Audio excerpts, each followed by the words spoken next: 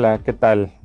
Bienvenidos sean todos ustedes a lo que es este nuevo programa de la serie de alimentación y cultura en México.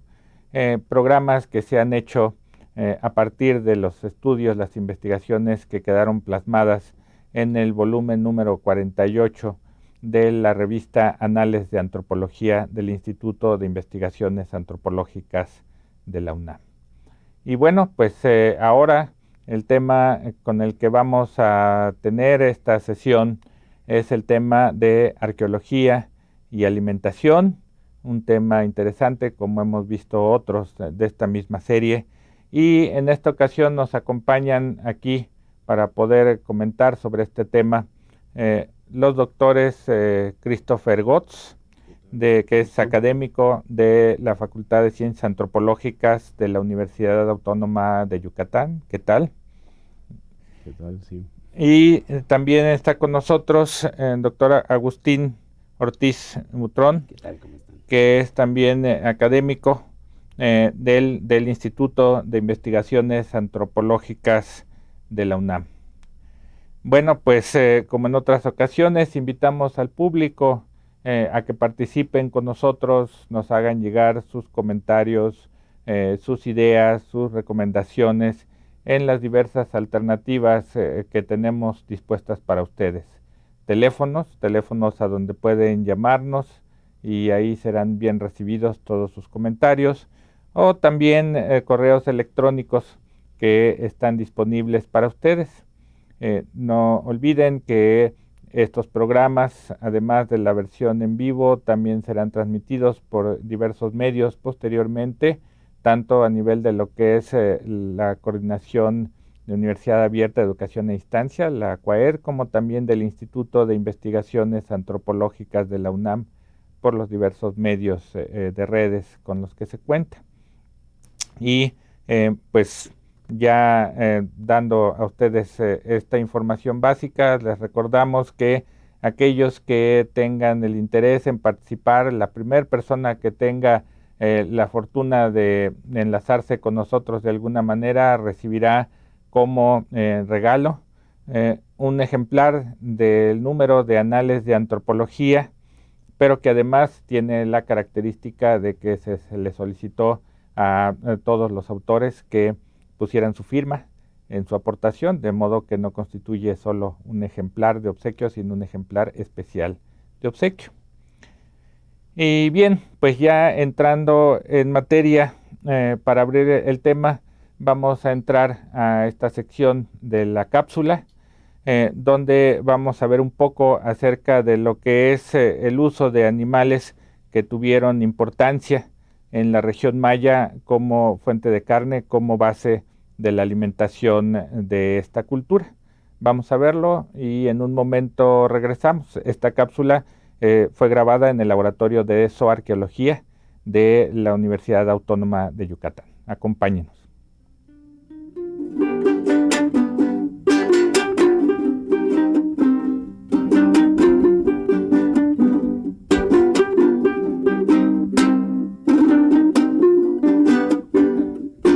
Las maneras de reconocer los restos zooarqueológicos provenientes de contextos prehispánicos pueden ser por las marcas de corte que se dan al momento de la preparación del animal.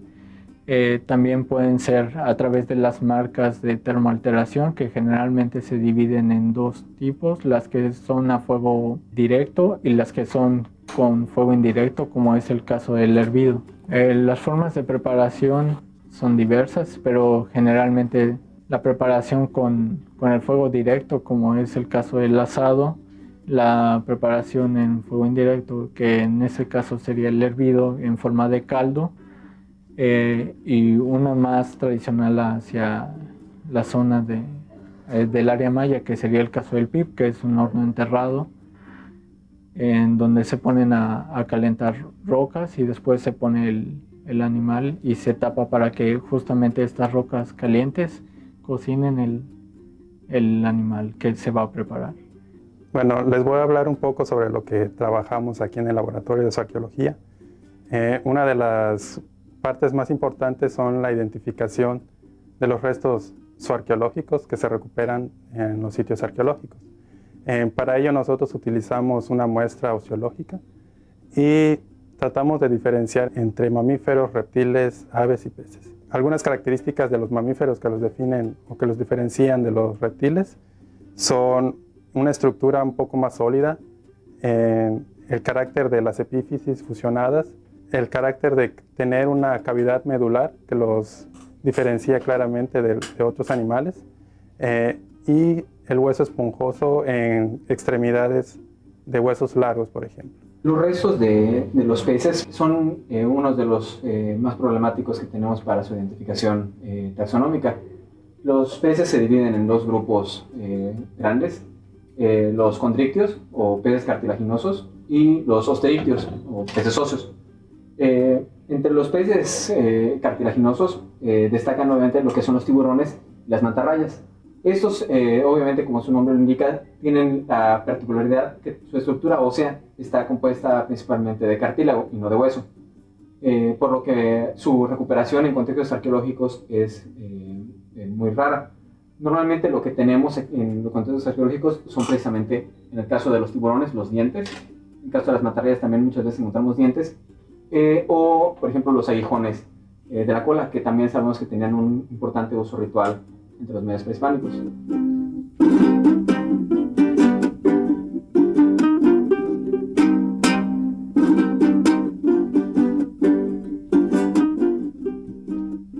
Bueno, pues muy interesante, sin duda, la forma como nos muestran que se realizan estas investigaciones.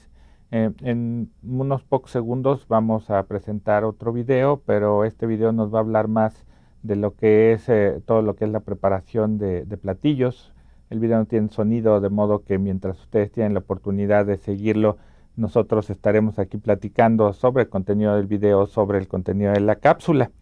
Y bueno, pues mientras este video entra, quisiera preguntarle, doctor Christopher, si nosotros quisiéramos recrear un banquete al estilo maya prehispánico, ¿qué tipos de animales y qué tipos de platillos serían los que uno esperaría encontrar? ¿Qué nos puedes decir al respecto? Pues en primera instancia, lo más importante sería que los animales en contextos prehispánicos, consumidos en contextos prehispánicos, fueron en su gran mayoría animales silvestres, animales obtenidos de las milpas y de los campos de cultivo.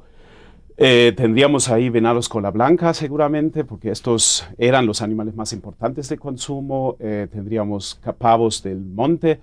Tendríamos quizás algunos animales menores como agutis, como tepezcuintles, quizás algunas tortugas o otros animales que están relacionados al suelo.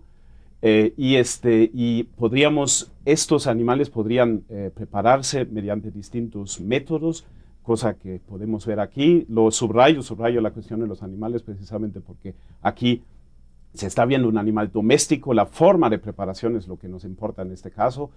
El destazado, las marcas que deja el destazado, esto se puede ver en el registro arqueológico, las marcas que están sobre los huesos, que podemos, por ejemplo, ver aquí a través de la filmación, donde se están viendo los cortes que se están efectuando, y las formas de preparación directamente, los platillos que se estarían ofreciendo, se estarían orientando a métodos de termoalteración que en ocasiones estarían involucrando, por ejemplo, la cocción en agua, o sea, se estaría ofreciendo carne, por ejemplo, de caldos, como semejante quizá a los pozoles o a todos los caldos que conocemos de la cocina prehispánica del centro de México, pero también se estaría ofreciendo carne preparada de una manera muy particular del área maya. Al menos esto creemos nosotros con base en las evidencias sociológicas que estamos encontrando, que es precisamente esto, el pip. El pip es una forma de cocinar la carne en un horno subterráneo, en un horno que se cava en la tierra ante, digamos, la imposibilidad de construir un horno de mampostería que perdería mucho del calor durante la actividad de hornear. Pues parece que los pueblos circuncaribeños en general optaron por esta opción de colocar piedras calientes, o sea, de colocar leña en un hoyo, de calentar con esto unas piedras y colocar sobre las piedras el cuerpo de los animales para que estos se cuecen de una manera perfecta realmente. O sea, después de varias horas están absolutamente cocidos y comestibles en la región tropical, donde esto es muy importante, que estén cocidos, ¿no? Que no haya ninguna carne cruda. Ajá. No, sí, muy interesante. Y bueno, si estamos considerando aspectos históricos, arqueológicos que se están investigando, obviamente va a llegar un momento en que el animal se va a sacar, todo lo que sea comestible se va a ir de ahí, se va a llevar a quién sabe dónde. Ya en una situación como esa, Agustín, ¿cómo es que arqueológicamente podemos saber que finalmente hubo un lugar en donde se preparó alimento? Sí, una de las cosas interesantes del uso de la química en la arqueología es que se pueden revelar actividades invisibles.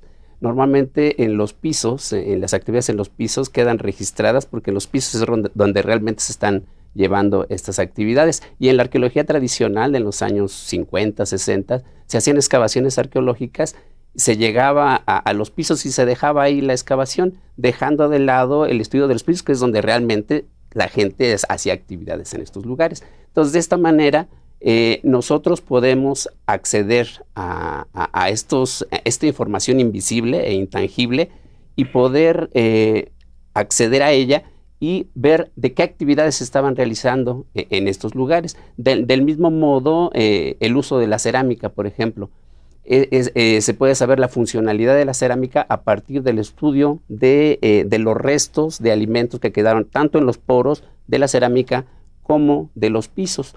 Y una de las cosas interesantes es que al poder aplicar este tipo de estudios podemos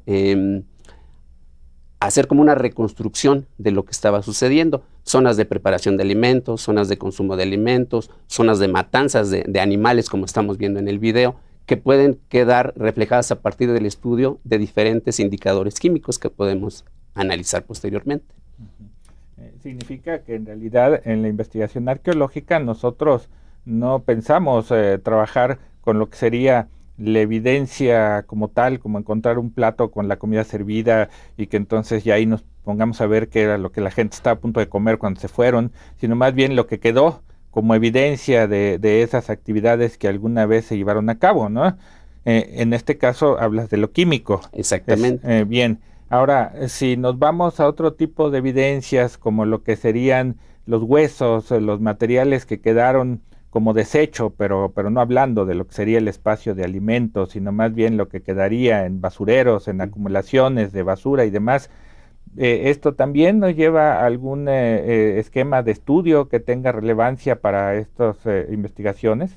Sí, definitivamente. Los basureros para nosotros como zooarqueólogos son la fuente principal de información.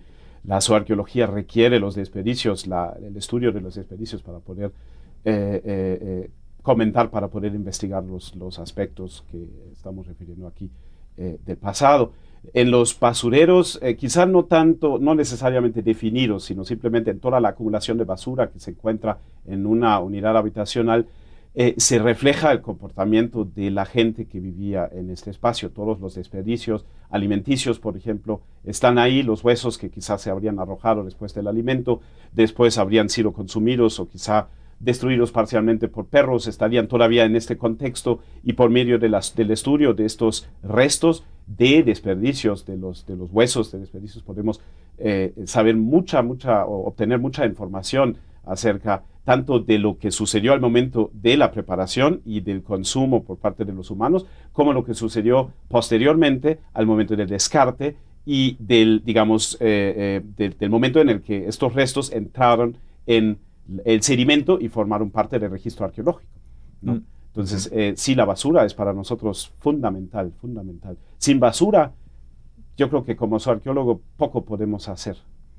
Entonces, quiere decir que bien podríamos irnos hacia una idea de que la labor arqueológica que se realiza en torno a estos contextos, con estos propósitos de obtener evidencias sobre alimentación, pues es como una labor detectivesca que vemos en las películas, donde nos vamos a buscar las mínimas evidencias que encontramos en algunos sitios, en algunos rinconcitos, y que esas constituyen al final la evidencia, la fuente de información que vamos a utilizar, ¿no? ¿Es correcto esto? Sí, totalmente. Exactamente.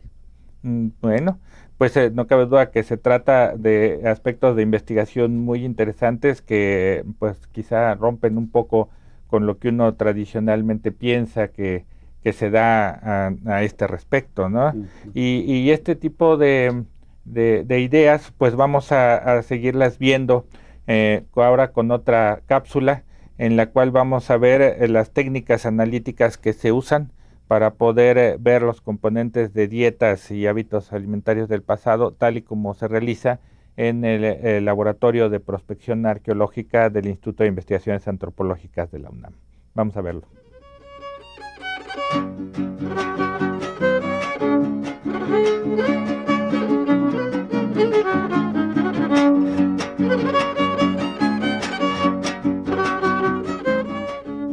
Este es un momento de la historia en la que la química está aportando información que difícilmente era recuperable hasta hace quizá 20 años atrás. De lo que se trata es de que hemos encontrado que las tecnologías analíticas actuales son capaces de recuperar información que está contenida en los poros de recipientes cerámicos, y sobre todo recipientes cerámicos que no están vidriados, que tienen sus poros expuestos y que pueden ser impregnados con las sustancias que se usaron sobre o que estuvieron contenidos en distintos recipientes cerámicos. Y resulta entonces que lo que se dudaba hace 20, 30 años era que pudieran sobrevivir las sustancias químicas en el interior de los poros. Pero gracias a que los naufragios en el Mediterráneo tenían documentos y tenían grabados las sustancias que estaban contenidas en los recipientes cerámicos, se probó que no eran contaminación moderna y que las sustancias habían sobrevivido miles de años. A partir de eso, nosotros habíamos desarrollado en este laboratorio el estudio de los residuos químicos en los pisos. Y de ahí migramos al estudio en los recipientes cerámicos. Y lo único que pasó es que, siendo una sustancia sólida la cerámica, la molimos y abrimos esos poros para extraer las sustancias químicas que nos informan sobre la alimentación. ¿Y por qué la alimentación? Bueno, pues es que hay una transformación de los alimentos en los recipientes cerámicos a base de calor. Y esto expone las paredes de los recipientes a una gran cantidad de sustancias orgánicas que se impregnan y que permanecen en los poros de estos materiales. Y gracias a que las sustancias químicas las podemos reconocer con pruebas sencillas y también con tecnología analítica muy sofisticada, podemos saber qué estuvo contenido. Vamos a suponer que este recipiente tuvo en algún momento pulque. El pulque es una sustancia rica en carbohidratos. Los carbohidratos debieron quedar impregnados en los poros de esto. Se toma un fragmento de este recipiente, se muele, se le aplican pruebas y se determina, por ejemplo, que no hay grasas en ese fragmento, que puede haber algo de fosfatos, pero que contiene una gran cantidad de carbohidratos. Si este conjunto de indicadores se da, tenemos alta probabilidad de que ese recipiente hubiera contenido pulque. Y este es el tipo de información que se va recuperando, y la gran ventaja de las pruebas que tenemos en este laboratorio es de que son pruebas que requieren de poca inversión, que procesan miles de muestras y que tardan muy poco tiempo en hacerse.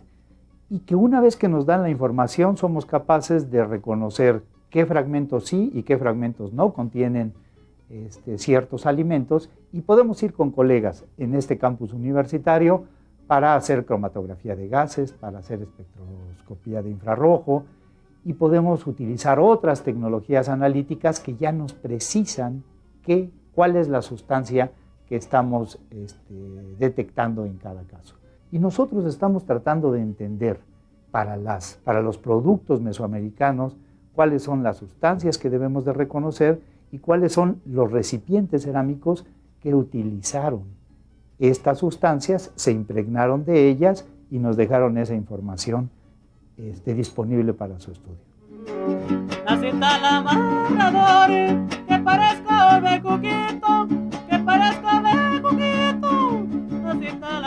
Bien, bueno, pues como verán ustedes, estudios muy interesantes con materiales que uno no esperaría que estuvieran relacionados directamente con la cuestión de alimentación.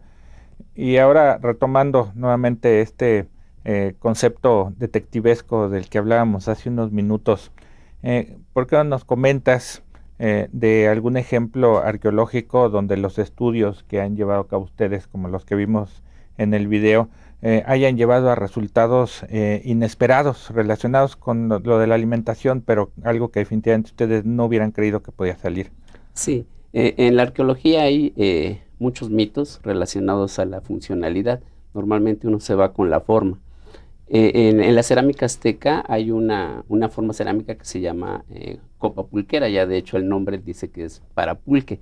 Sin embargo, los estudios químicos que hemos realizado en estos recipientes no dan altos contenidos de carbohidratos como debería de ser. Normalmente son almidones y azúcares, sino lo que dan son grandes cantidades de residuos proteicos y de ácidos grasos. Entonces, posiblemente lo que nos estamos enfrentando en esta cerámica es a artefactos que eran aprovechados para el autosacrificio. Entonces, posiblemente pudieron haber contenido sangre humana. Por ejemplo, también los molcajetes, que son incisos para hacer esa salsa. También nos ha sorprendido el hecho de que se han encontrado grandes cantidades de proteína. Y esta proteína se deriva de insectos que utilizaban exactamente en las salsas, gusanos, chapulines, y estos insectos también pues aportan cantidades de proteína que las podemos determinar.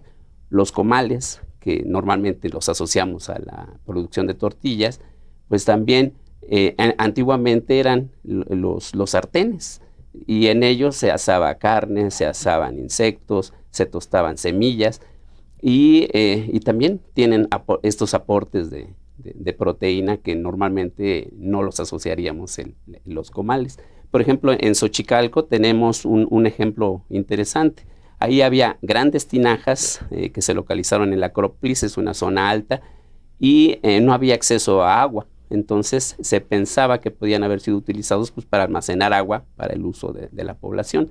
Sin embargo, al hacer los análisis, pues encontramos que la mayoría de estas grandes tinajas tenían altos contenidos de ácidos grasos, de proteínas, carbohidratos, y entonces seguramente era para grandes comelitonas, para grandes festividades, para agasajar a gran cantidad de gente, y algunas de ellas sí tenían bajos valores de residuos químicos y seguramente estas tenían que ver con el uso de agua, para almacenamiento de agua.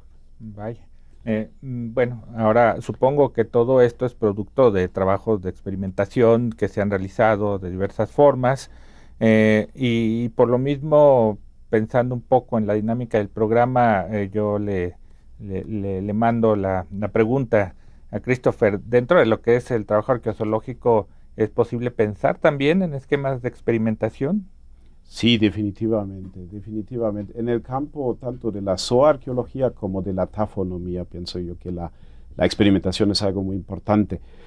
La experimentación nos posibilita recrear diversas situaciones y ver cuál de los resultados finales se asemeja más al, digamos, resultado, al contexto, a la situación arqueológica que obtenemos y que excavamos y que analizamos.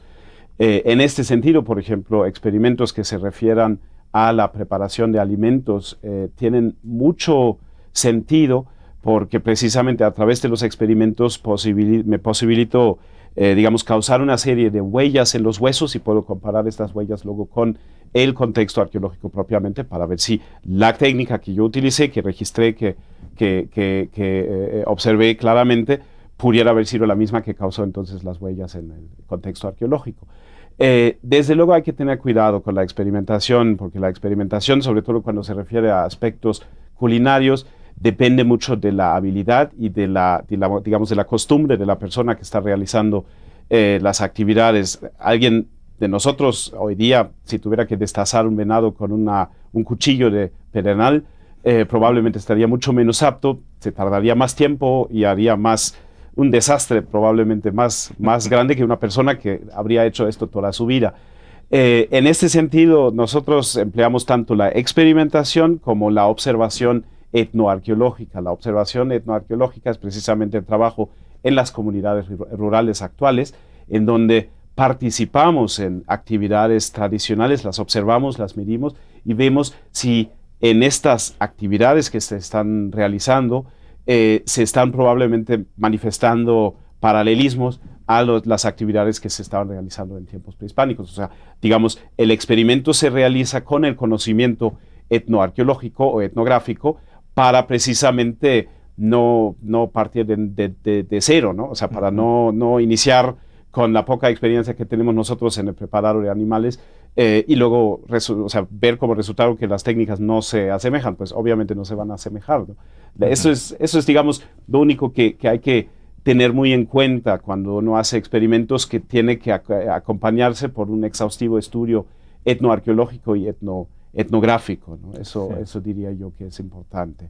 Y bueno, ya que estamos en materia al respecto, ¿qué nos podría dar como ejemplo de algún hallazgo, descubrimiento que hayas podido ubicar derivado justo a partir de todo este manejo de la investigación? De la observación, sí.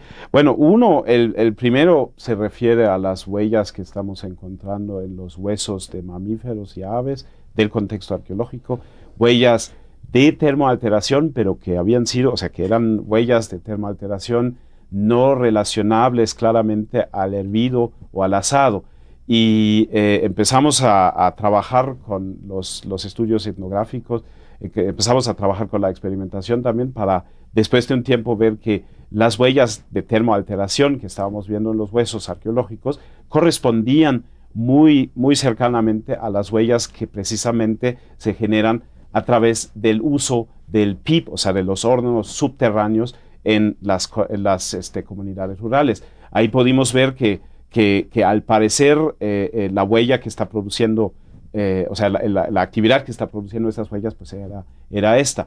Y otra cosa que encontramos que no está tanto relacionado al alimento de los humanos, pero más bien al proceso posterior, una vez que los restos se descartan, fue que mucha de la fragmentación que estamos observando en el contexto arqueológico, fragmentación en esquirlas largas, de los huesos largos que se rompen, que anteriormente se había constantemente, también en trabajos más antiguos, interpretado como resultado de la actividad de la gente de romper los huesos para extraer la médula, que esta fragmentación, este patrón de fragmentación, parece relacionarse más que nada a perros que están, digamos, aprovechando como usuarios secundarios a los desperdicios, están rompiendo los huesos y están ellos, pero no los humanos, extrayendo pues de ahí lo último que quedan los huesos para alimentarse, ¿no?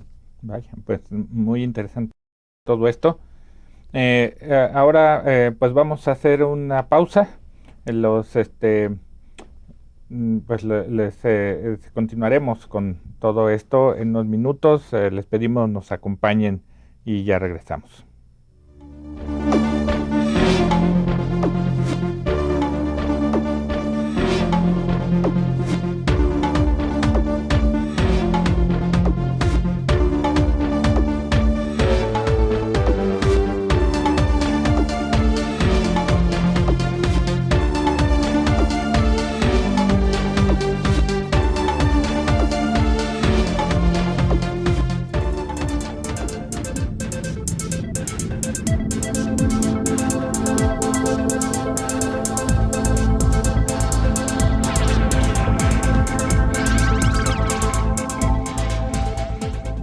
Todos los seres vivos estamos cercanamente emparentados, pero aunque muchos de los organismos con que convivimos nos parezcan similares, pueden tener profundas diferencias.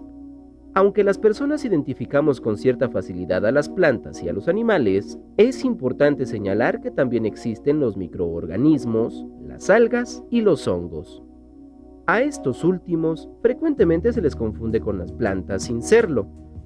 Los hongos son organismos con estructuras y fisiología muy particulares, que juegan un papel clave en el ambiente y han sido fuente de medicamentos y alimentos. Además, pueden ser parásitos o patógenos. Los hongos son fascinantes y se les clasifica como todo un reino al que se denomina fungi, y son sujeto de distintos niveles de estudio. Los especialistas reconocen alrededor de 60.000 especies o tipos distintos en el mundo, aunque hay quien calcula que pueden ser millones. En México se reconocen varios cientos de hongos distintos, una buena parte de los cuales está asociada a las raíces de otras plantas, y variadas instituciones científicas y médicas se dedican a describirlos tanto en su morfología como funcionamiento. Muchos hongos se han usado desde la época prehispánica y se siguen comercializando en el presente.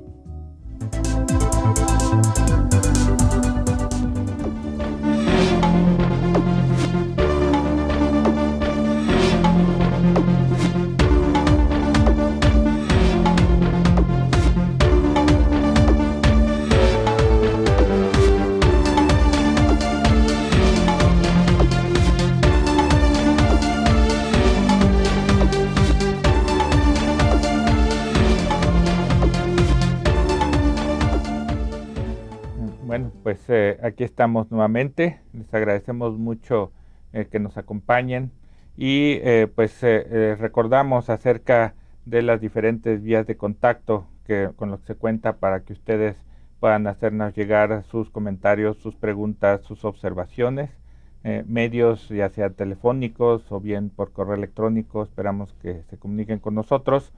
Y también les recordamos primero que la persona que tenga la oportunidad de comunicarse en primera instancia con nosotros recibirá un ejemplar de obsequio que es un ejemplar del volumen 48 de la revista Análisis de Antropología, que es justo la revista de donde salieron las temáticas que forman parte de esta serie de programas.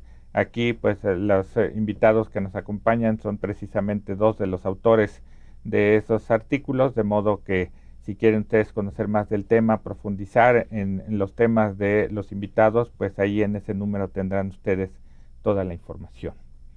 Y bueno, pues retomando la plática con ellos, rápidamente le preguntaría a Christopher, ¿qué tanta relevancia han tenido los estudios que ustedes hacen al interior de las casas para poder en un momento dado determinar estos esquemas de vida del pasado, de aprovechamiento de los animales? Al interior de las casas creo yo que no hemos obtenido demasiada información porque los restos que encontramos y que analizamos están casi todos afuera de las casas absidales, en el patio, en el solar, ahí están ubicados. Adentro de las casas los restos que encontramos son restos que en una tradición que continúa hasta hoy día se piensan utilizar de nuevo, por ejemplo, astas de venados o huesos largos que pues, podían tener alguna utilización como mangos de cuchillos o algo así, que se colocan en la pared justamente entre el techo, entre donde inicia el techo y donde termina el muro. Ahí se colocan. Estos están en el contexto arqueológico y ahí se pueden encontrar y analizar. Los restos de desperdicios que analizaríamos para, por ejemplo, recrear la alimentación, estos están prácticamente en todos los casos afuera. Hay que decir que en el área maya las habitaciones, las casas absidales, sobre todo prehispánicas, eran muy pequeñas y casi todas las actividades se realizaban afuera, ¿no? También el clima es idóneo para esto.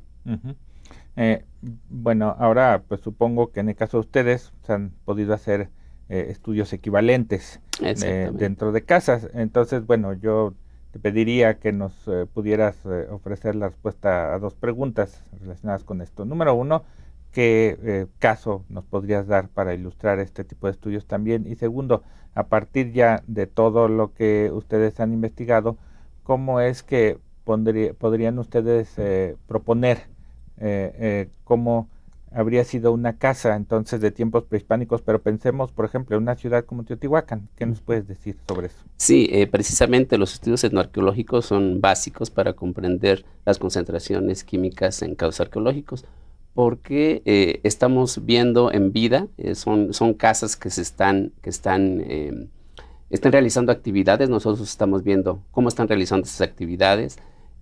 Podemos conversar directamente entrevistando a las personas, tomar muestras, analizarlas, comprenderlas, y de estos casos etnoarqueológicos hemos comprendido precisamente zonas de preparación de alimento, y esto lo hemos extrapolado a lugares como Teotihuacán.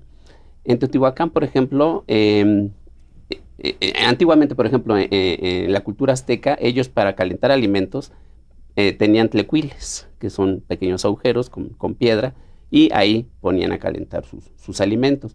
Para Teotihuacán no tenemos esto. En los proyectos, por ejemplo, de la doctora Manzanilla en Ostoyahualco, lo que se han encontrado son huellas enrojecidas del uso de anafres, que se ponían directamente sobre el piso, y al estar tan caliente, bueno, pues esto marca una huella roja en el lugar de calentamiento. Y esto es básico por ejemplo, para encontrar una cocina, encontrar estos lugares de calentamiento.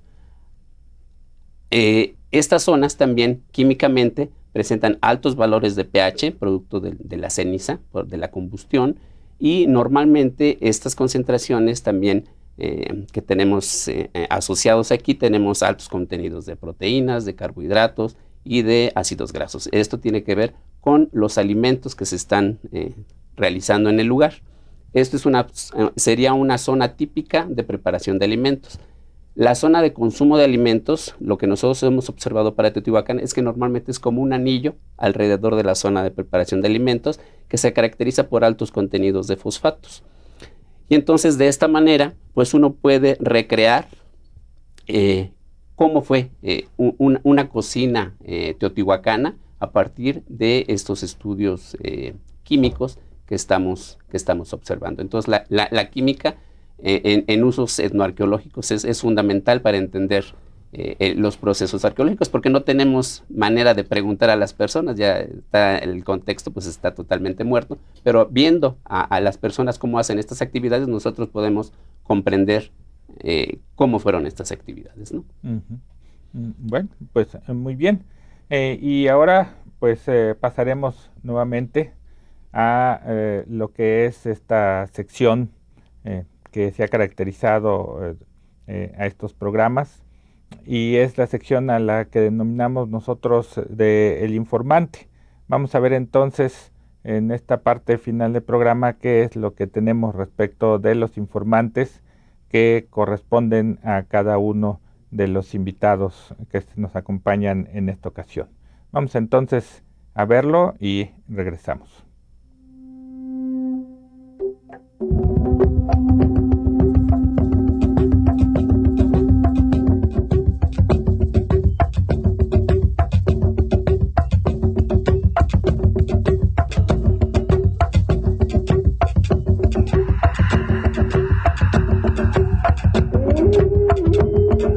Primero nos estamos quitando del pueblo, llegando acá lo que es la milpa, y nos organizamos para ir a la cacería, entre 8, pero ahorita estamos poco menos para ir, pero no importa eso, nosotros estamos preparados hasta 5, hasta 4, uno que entra a batir, otros que van a esperar que salga lo que es el venado, a veces jabalí, lo que es, no todo venado, lo que salga. Su hamaca, su rifle y su lámpara, lo que es el mecapal para amarrar, y el sabucam que nosotros andamos como este. Es todo, y la lámpara y su coa de uno para prevenir. Pues a veces 5, 4, 6, pero el que entra, el que sabe es uno. A veces 2, no hay más. Los otros solo para acompañar también.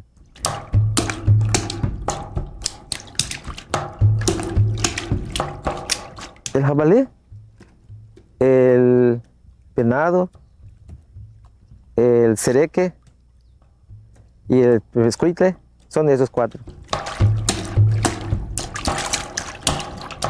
Por ejemplo, si hay un terreno de 2 hectáreas, se divide en 4 partes. Uno va por el oriente, otro va por el sur, otro va por el este. ¿Dónde vas a entrar? ¿Por allá? ¿Y tú? Tú te vas allá siempre, donde está la casita. Que salga uno en el camino. ¿Te dieron el cartucho de este? Anda a pedir uno. Anda. Habla tu papá. Anda, háblalo. Sí, nosotros aquí vamos a ir, vamos a dividirnos. Pues unos 6 horas, a veces de 7 a 2 de la tarde, cuando se cansa uno. Porque no es solo parar, sino que hay que andar, buscar. Y cuando cae un venado, pues de una vez al pueblo, se llama el triciclo y se lleva. Ya no es cargado como de antes. Solo donde se va a tirar, eso sí, hay que traerlo cargado y lo metemos en el triciclo. El espiado se viene a rastrear primero lo que es el terreno, ver dónde camina el animal, y después viene uno, pone su hamaca donde está hecho la espía, y se queda uno a esperar que entre lo que es el venado, jabalí, lo que sea. Hay lo mismo que la batida, pero solo que es de noche, no es de día, porque de noche no se puede hacer cacería de noche. La temporada de sequía es la temporada de tirar así, en guaridas. En época de lluvia, pues allí no puedes porque ya tienen comida en cualquier lado. En cambio, pues época de sequía, de día, como hay hierbas que están saliendo de sus retoños, ellos entran a comer y tú estás esperando que ves si entra y viene uno a hacer su espía. Ahí va uno, no se vayan a asustar.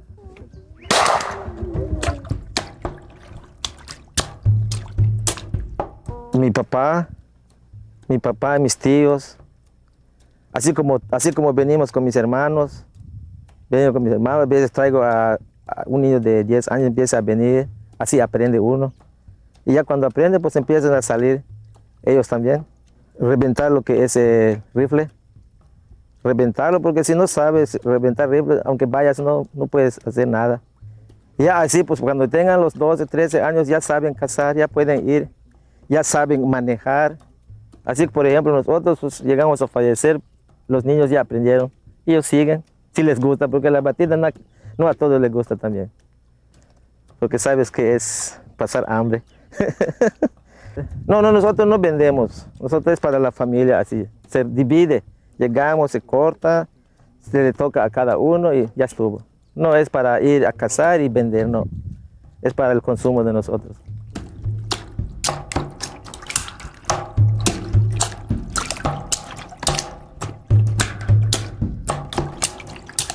Bueno, pues muy interesante la información que nos acaban de proporcionar y bueno, quiero recalcar que finalmente lo que estamos viendo es producto de una práctica tradicional, de una forma de vida que en todo caso pues nos sirve para entender un poco lo que eran también las formas de vida, aprovechamiento de los recursos de otros tiempos. ¿Qué más nos podrías tú ofrecer de información sobre este tipo de experiencias? En particular sobre este video, lo importante que hay que decir es que en principio creemos que la técnica principal que se realizaba en tiempos prehispánicos era aquella que se describió ahí como el espiado, o sea, el esperar en la milpa, predominantemente en tiempos de sequía, a los animales que se acercaban. Lo decimos porque normalmente el perfil taxonómico que nosotros encontramos como animales representados en los sitios arqueológicos corresponde a aquellos animales que en tiempos de sequía se acercan a las milpas y consumen parte de la cosecha. De la batida no tenemos muchas evidencias, también sería francamente muy difícil aportar evidencias de este tipo. Sabemos desde luego que la gente en tiempos prehispánicos no usaba armas de fuego, esto yo creo que es totalmente claro. Usaban quizás, y esto lo podemos ver en algunos códices postclásicos, en tiempos muy tardíos, muy cercanos a la conquista española, usaban armas a distancia, como serían lanzadardos o como serían quizás arcos o arco y flecha. pero suponemos que mucha de la cacería en tiempos prehispánicos en Yucatán también se realizaba por medio de trampas. También de esto hay imágenes en los códices que muestran, por ejemplo, trampas de lazos que se colocaban en el piso para que los animales, quizás en las mismas milpas, se atoraban y podían ser cazados, ¿no? De esta manera.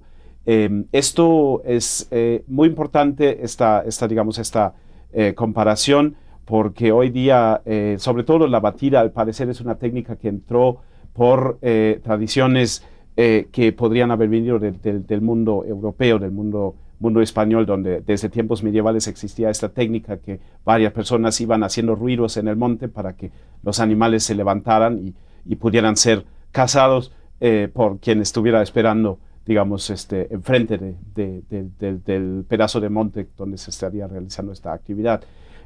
Pero sí, el aprovechamiento en sí y sobre todo el perfil taxonómico que vemos reflejado a través de la actividad actual es el mismo que vemos reflejado a través de los huesos de las unidades habitacionales arqueológicas. O sea, esto es algo muy importante. En este sentido no ha habido un cambio.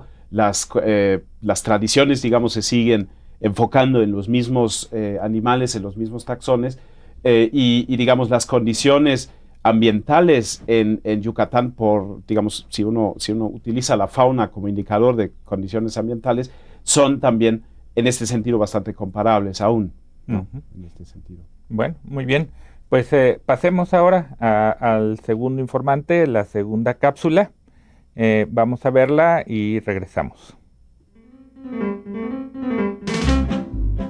El comal le dijo a la olla: oye, olla, oye, oye, si te has creído que yo soy recargadera, búscate otro que te apoye. Y la olla se volvió hacia el primero. Bien, pues aquí les estoy preparando pues unos quelites así que se les dice quintoniles en el molcajete, ¿verdad? Que llevan chile verde, ajo y pues mucho cariño, ¿verdad? Para que todo esté sabroso. Bueno, nada más así para que se muela todo lo que no se ha molido. Y ahorita los vamos a poner en el molcajete. Estos se han cocido al vapor. La agüita es de la verdura. Vamos a preparar unas gorditas. Gorditas para que con quelites y verdolagas. Estupendo. ¿Qué tal si Claro que sí.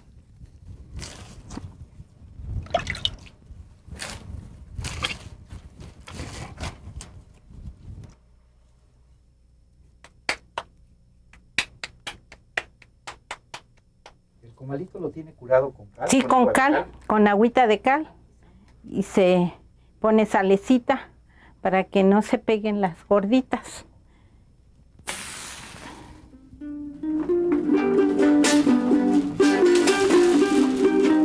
Pues estamos en una cocina tradicional de humo en el altiplano central de México.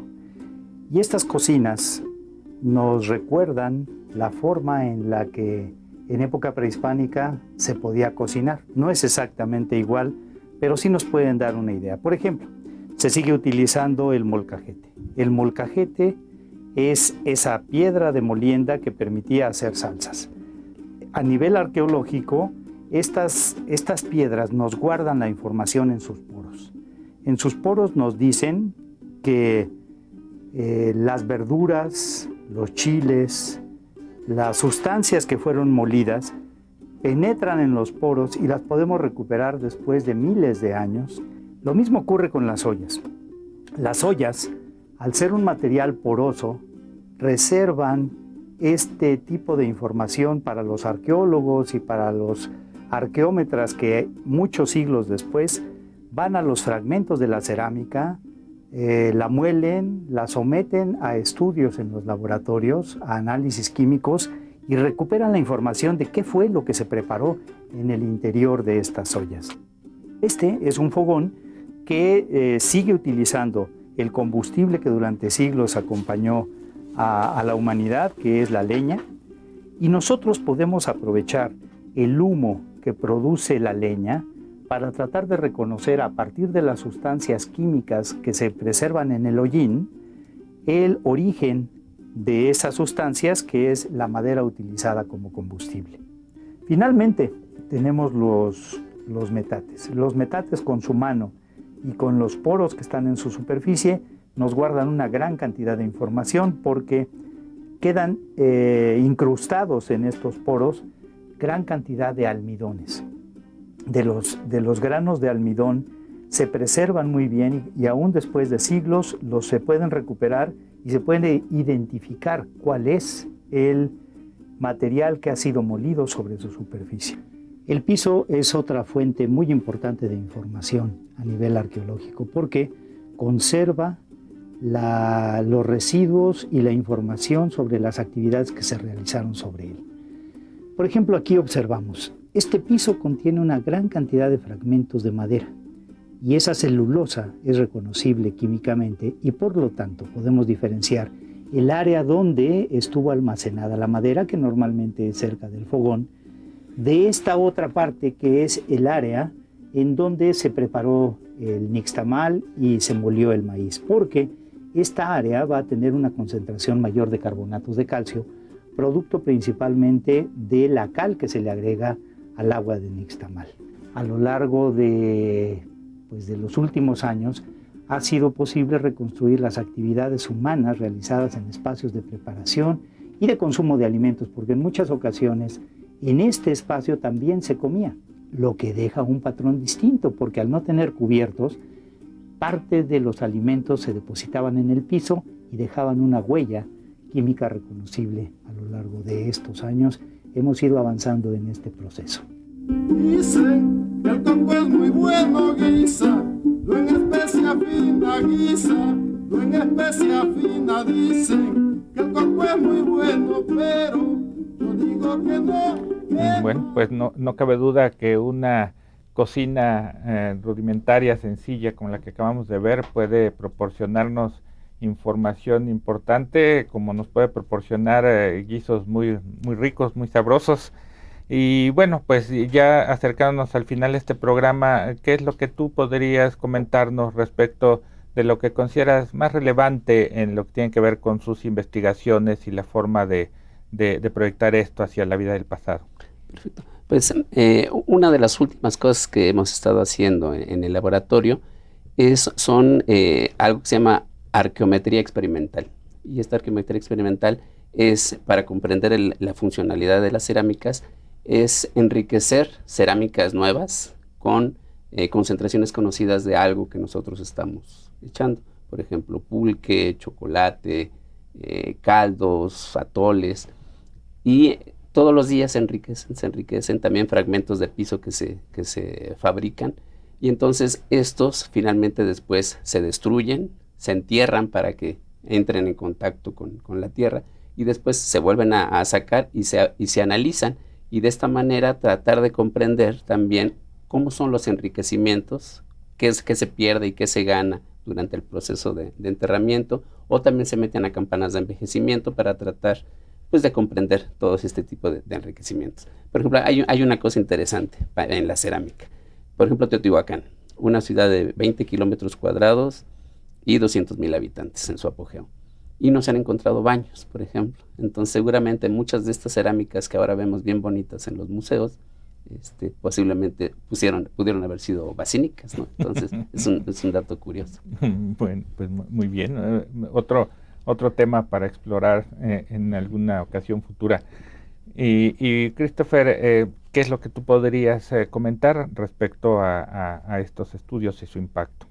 Pues yo creo que lo que también ha resaltado ahorita con los comentarios que hicimos es precisamente que el trabajo del análisis es un trabajo de detective, en donde hay que buscar las huellas, no solamente del ecofacto que se excava, sino realmente en todo sentido, tanto desde el punto de vista químico como desde el punto de vista de las huellas que permanecen sobre los ecofactos y que, digamos, cuentan la historia de modificación de estos. Y en este sentido, también quisiera yo hacer énfasis en los estudios que nosotros en el laboratorio recientemente iniciamos, que se refieren a la tafonomía, ya no tanto a la zooarqueología únicamente, sino a la componente tafonómica, en donde uno busca recrear precisamente la historia por la que han pasado estos ecofactos a lo largo de su tiempo, incluyendo desde luego todo el proceso de preparación y de consumo por parte de los humanos,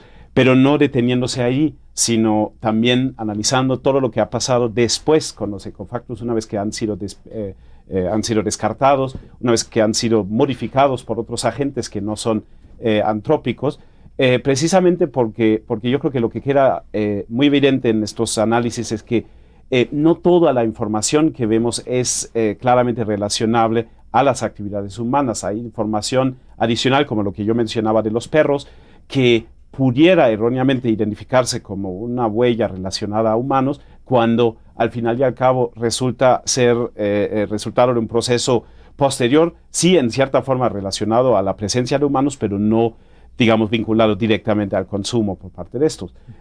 Así que esta labor de detective, donde uno no se puede detener con los ecofactos o con los artefactos directamente, sino que uno tiene que tratar de reconstruir la historia completa alrededor, donde uno tiene que ver cómo pudo este espécimen, cómo pudo llegar a este espacio, a esta ubicación, y por qué está, digamos, modificado de la manera como está modificado. ¿Cuál es la razón por la que tenemos de ciertos animales solamente contados huesos? ¿Dónde están los otros? ¿Qué proceso ha destruido los huesos que no están? ¿Qué proceso ha modificado los huesos? Todas estas cuestiones que también son importantes para poder del total de información extraer aquella que es relevante para el entendimiento de la alimentación, y quizás en otros momentos también analizar y interpretar la otra información que va relacionada a otros procesos, ¿no?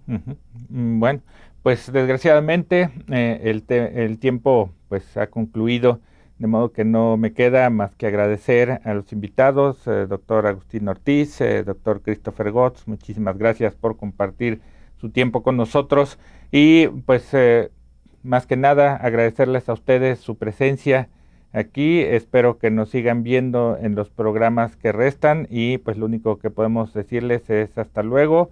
Continuaremos con esta serie de alimentación y cultura en México aquí en Mirador Universitario. Muchas gracias.